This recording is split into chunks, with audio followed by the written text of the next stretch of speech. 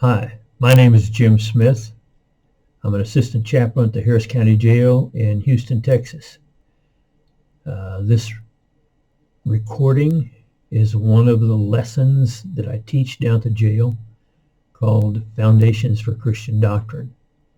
This particular lesson is the second lesson of Apologetics, and it's the second lesson in my series.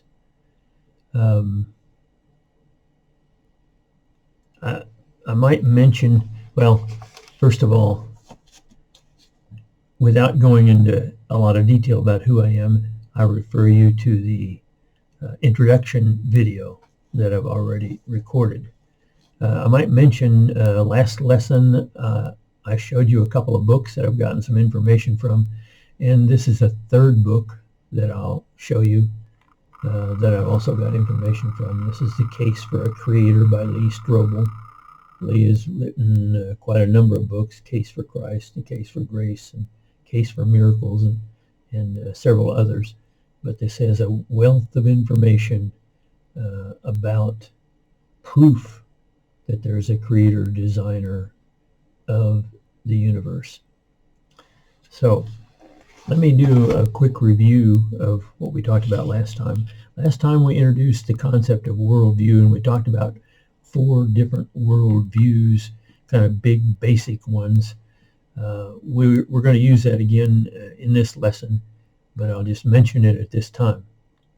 We also talked about just how big is this universe that we're referring to.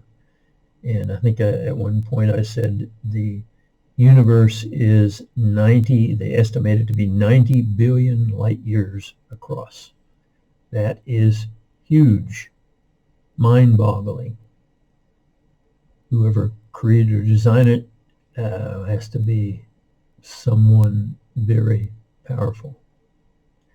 The second thing we talked about was a series of fine-tuning facts, and there are many. I gave you 7.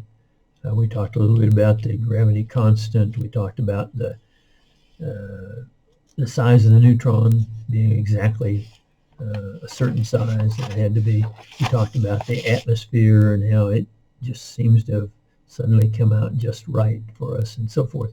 So there were a number of fine-tuning facts that we talked about.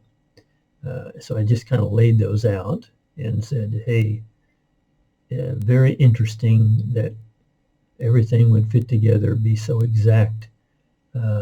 If it just came out of nothing, out of chaos, how would it end up being so exact? So today I want to continue with that, some additional evidence that leads to a designer or a maker or a creator. And the first one I want to talk about is the cosmological evidence. And I'll mention the Kalam argument, the Kalam cosmological argument, first developed by a guy by the name of Al-Ghazali, who was a Muslim, probably around 1000 AD that he came up with this. And his argument is that anything that begins to exist has a cause. Our universe exists, therefore it has a cause. And just think about it. I'm sitting behind a desk. I know that somebody put this desk together. Somebody made the wood or the particle board or whatever it's made out of, the materials, even if it was a tree that made them. The tree was a cause of this. If I look at the ceiling and the walls and the windows in my office, I know that somebody constructed it. Somebody caused it to happen. The materials that are in there, someone caused them to happen. So, again, I would challenge you, if you can think of something that wasn't caused, something that exists that wasn't caused, I don't think you'll find anything. And again, that's the argument that, one of the arguments anyway, that there is a creator designer of the universe. Someone would have had to cause this universe to come into being. And I'm going to read a couple here. We're going to read a couple of statements. These are by either atheists or agnostics, people who wouldn't believe in God, and yet we'll find they have some interesting comments. The first one is by Robert Jastrow, who is director of NASA's Goddard Institute for Space Studies. And he says, and I quote, "So there's a beginning. There's a point in time from which it all started.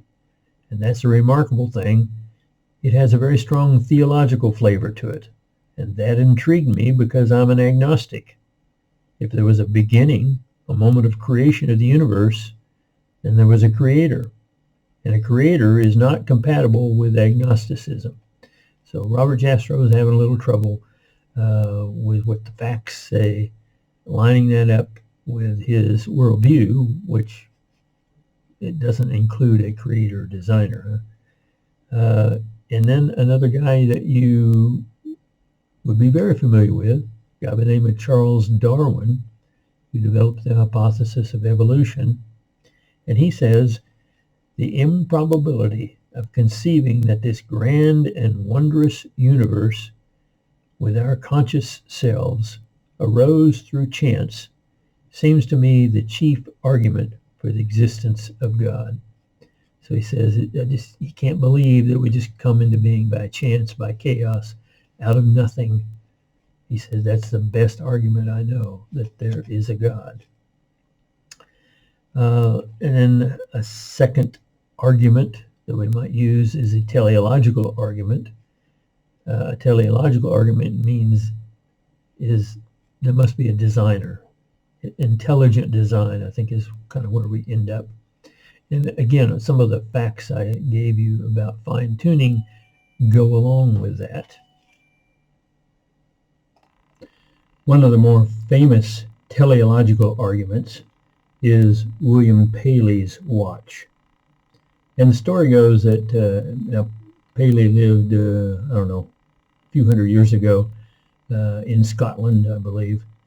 And as the story goes, he was walking through the heather, probably over some hills, a little path, and he tripped and fell.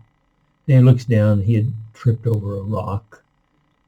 No big thing, lots of rocks in the path where he was, nothing unusual about that. And a couple of days later, he's walking down this same path, and he finds an object on the ground, and he reaches down, picks it up. It is a watch. And he says, "Hey, look at this. It's not like a rock, just naturally occurring. It's different. It's got gears in it. It's got a spring in it. It has a purpose. It tells time." He says, "I can tell somebody created this. Somebody made it. I can just tell by looking that somebody made it. There's a design involved in this." And so that would be his argument. We can look at the world, the fine-tuning of this world that I had mentioned in my last video, and we can say, hey, somebody must have designed this. And I'll give you one of my favorite examples is Mount Rushmore up in North Dakota. And you look at, there's 4 presidents' faces carved into the side of this mountain. If you look at that and you are an evolutionist who thinks that things just kind of came into being out of nothing and,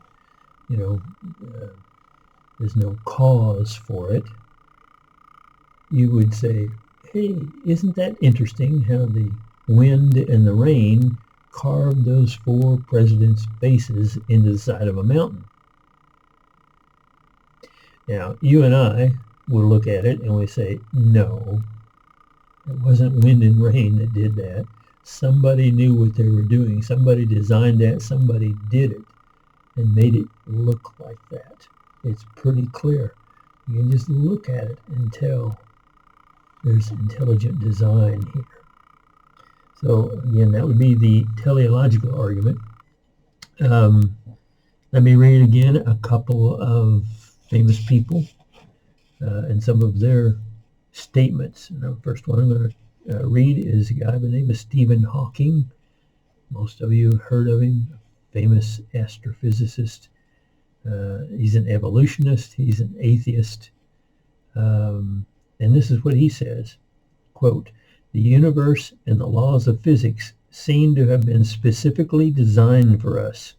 If any more than 40 physical qualities had more than slightly different values, life as we know it could not exist," end quote. So he says, it just looks like there's design. Now this guy, he's an atheist, doesn't believe in God, and yet he acknowledges that there is design in our world. Another guy named Paul Davies, who is an astrophysicist, Paul says, quote, "There is for me powerful evidence that there's something going on behind it all. It seems as though somebody has fine-tuned nature's numbers to make the universe. The impression of design is overwhelming," end quote. So again, here are many, or they're atheists or agnostics, that acknowledges that there is a creator designer of the universe. And really, it's not real controversial anymore. It used to be, but scientists are coming around now and acknowledging the creator designer. The final argument I want to use is one called the moral argument. And the moral argument says, where do we get the sense of right and wrong? Especially, hey, if somebody wrongs you, you know it right away, huh? That guy, he cheated me, or that guy, he said this to me or that to me. We have a big radar when it comes to being criticized or being pointed out that we're wrong. Huh? So where do we get this sense? You know, we just happen to know it right away, huh? That there's a right and a wrong. Where do we get this?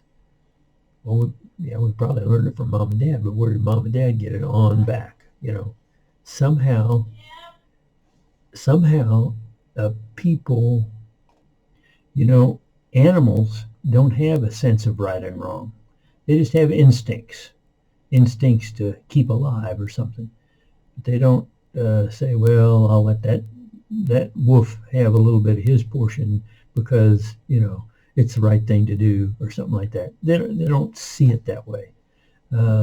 So if they don't have it and we evolved from animals, well, where did we get it and how do we get it? So that becomes one of the moral arguments for a creator or designer of the universe. So now taking a lot of this data, I haven't really read any scriptures yet, scientific evidence, philosophical arguments, let's see if we can develop some concepts of what this designer or maker would be like. What are his characteristics? And the first one I want to talk about is he would have to be a spirit, because he would have to exist outside the universe. If he's part of the universe, then he's creating himself, and that doesn't make much sense. So he's got to be outside the universe and not a physical thing, because he's creating physical. He's creating space and matter and time. Huh? So he has to be a spirit in order for this to happen. He has to be omnipotent. When we look at a universe 90 billion light years across, the intricacies of it, omnipotent means all powerful. You know, to create something like that would take a tremendous amount of power. He would have to be omniscient. Omniscient means all-knowing. The wisdom it would take to put together a universe, when we talked about the neutrons and the atmospheres and all of those things interreacting so precisely, you would have to have far more brains than all of us humans put together. He would have to be eternal, beyond time, because he created time. Huh? He would have to be eternal. It's been as far as we can fathom, and further than that. Huh? And he would have to be a person. A person is one who can make decisions, analyze data and make decisions, and he would have to be a person, not just some computer somewhere, huh? But a real person. He would have to have a sense of justice. Again, we talked about the moral, right and wrong. Huh? He would have had to place that in humans, so he'd have to have a sense of justice to do that. So those are some of the things, if we look at the scientific evidence or the philosophical arguments that we've made so far, that we would have to conclude just based on that. Now, I want to go back to those 4 worldviews that we talked about before. And I want to look at those. I want to see if these make sense, if there's one that stands out or 2 that stands out, or do we reject some of them? Huh? So let me look at the first one is the naturalism. Naturalism, remember that the only thing that exists is a material world, that the spiritual world doesn't exist. And if we look at that and we say, well, wait a minute, there's this, we said this creator designer, based on the scientific evidence, would have to be a spirit. It couldn't be a physical being. It has to be a spirit, because physical doesn't exist at the point he created it. So naturalism doesn't work very well, because it denies that there's a spiritual world. If I look at monotheism, monotheism means one God. That there's both a material world and a spiritual world, that there is a beginning and an end. Those all kind of fit, huh? Because we could say, yeah, the spiritual world, we know there's a material world. Scientists are saying there was a beginning, a big bang at the beginning. So, monotheism, Christianity, Judaism, Islam, those might be good worldviews that fit the evidence. Pantheism. Pantheism says the universe is God. That doesn't fit. It doesn't fit to me, because it says we're all gods, that there's no spirit being outside the universe. They deny that. So again, I don't see that pantheism fits at all. And finally, polytheism, many gods. Well, remember we said the gods, anyway, that we have been worshiping over the millennia have human emotions. They fight and argue among themselves. I can't see them getting together and creating a universe this vast and intricate. I think they'd tear each other up. I don't see polytheism as being a good worldview. The only worldview really that seems to fit is monotheism. So, with that in mind, let me go to some scriptures. Now, what I want to do is look at these monotheistic religions.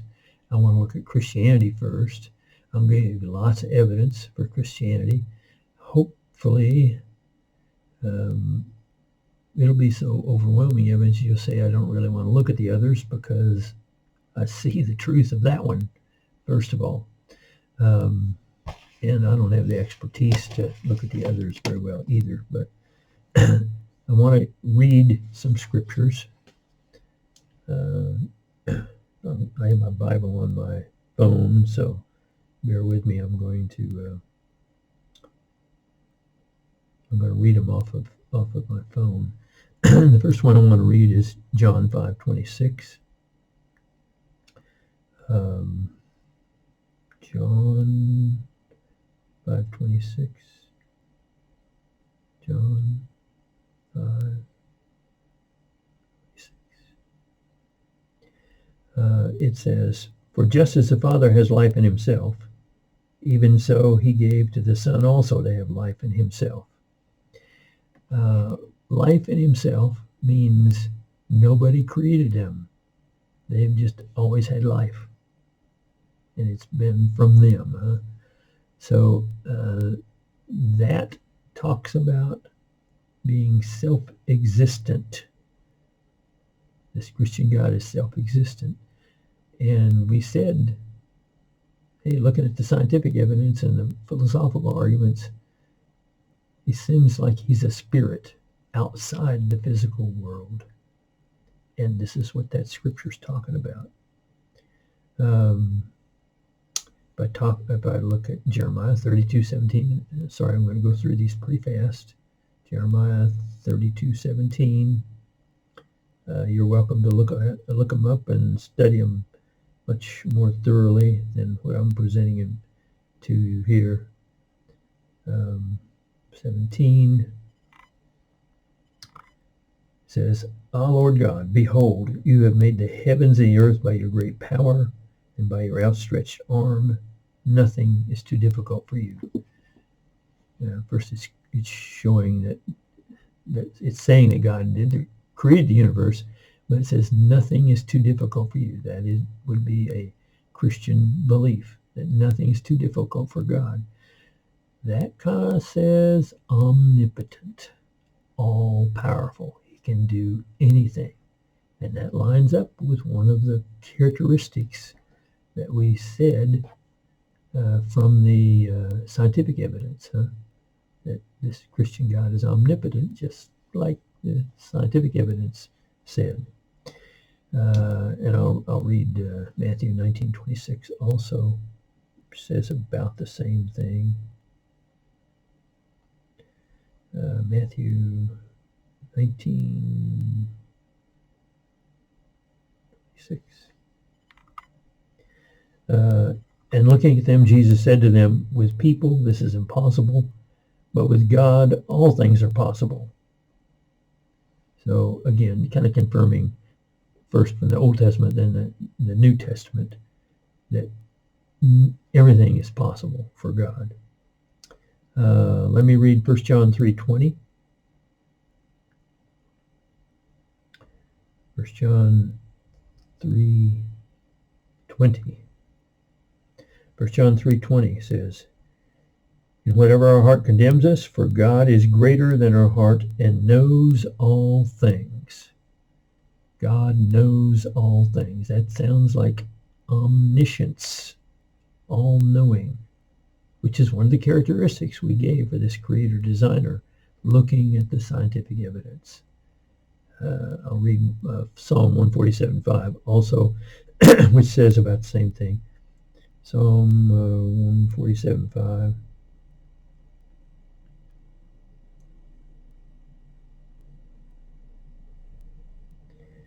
Says, "Great is our Lord and abundant in strength. His understanding is infinite." His understanding is infinite. There's nothing he doesn't know. Again, that confirms omniscience. Let's read Isaiah 57:15. Isaiah 57:15. "For thus says the high and exalted one who lives forever, whose name is holy, who lives forever, eternal." And we said again, this creator-designer, when we looked at the scientific or secular evidence, said he must be eternal, outside of time. And yet, here we see God, the Christian God, has that characteristic. Let me read one more.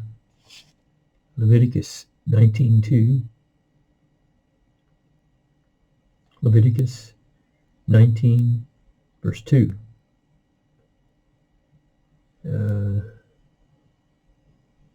He's telling Moses to speak to the congregation and speak for God. It says, "Speak to all the congregation of the sons of Israel and say to them, you shall be holy, for I, the Lord your God, am holy." Holy, just, has a sense of justice, of morality. Again, that was one of the characteristics that we concluded from looking at the philosophical and scientific evidence. So I've given you 5 different characteristics of God that line up with the characteristics of this creator designer. My proposal is, let's just call him God, this creator designer. Let's call him God. And I know that messes up some people's worldviews, but to me the evidence is kind of overwhelming. This creator designer he has the same characteristics as the Christian God. Now, that kind of concludes my evidence, or my discussion of apologetics. The next lesson is going to be about theology. And theology is the study of God. We're going to put some bones on this material that we just presented very carefully. We'll present some of the same stuff again, but I want you to get a full concept of God, the Christian God that we are kind of looking at, so that we have a good idea of just what are his characteristics, what are his attributes, and we'll get a better idea of that. Thank you.